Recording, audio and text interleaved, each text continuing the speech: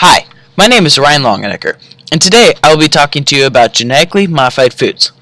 Our group believes that genetically modified foods are necessary in order to advance in not just the agricultural field, but also as the human race. Here are a few reasons why we believe that genetically modified foods are necessary for our world. First, genetically modified foods have a higher harvest rate than usual crops.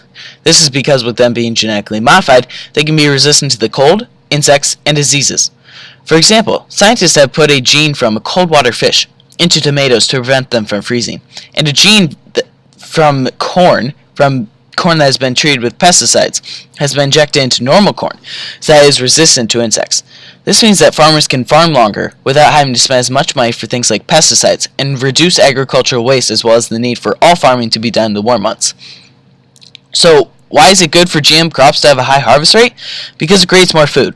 With this food, world hunger can end. In third world countries, there is not a great amount of food, so GM crops will create more food for these countries, and that could end starvation in those countries. In the US, despite us having an abundance of food, there's still people who have a hard time affording food. The price of food is too much, especially since we are importing it from a lot of other countries.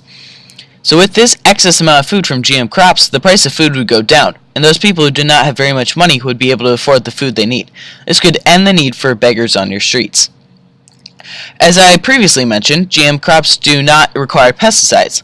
Many people have been worried about consuming crops treated with pesticides due to health concerns.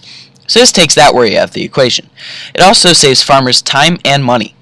The last two reasons are some of the most important. The first is that with GMOs, scientists are able to put necessary nutrients into crops. For example, there was a GM crop created called golden rice. This rice had enriched amounts of vitamin A. Now why is this important? Because in many third world countries, they rely on one crop for food, which easily causes malnourishment. So with GM crops, that problem can go away, and world hunger ending can become a real thing.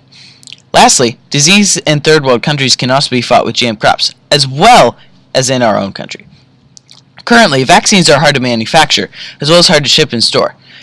They are also quite costly. In many third world countries, they do not have the conditions to manufacture or, more importantly, store the vaccines. Now, scientists have created a GM tomato that has a vaccine in it. Any vaccine can go into it, and all that needs to be done is eat the tomato to receive the vaccination. This way is easier to manufacture, ship, and store than traditional methods. It is also more cost effective. So besides world hunger, GM crops can move the human race forward by fighting diseases in countries of need. Overall, we believe that since GMOs are built to be more effective against nature, as well as are able to solve world hunger and diseases, GMOs are necessary in order to progress in not just the agricultural field, but as the human race.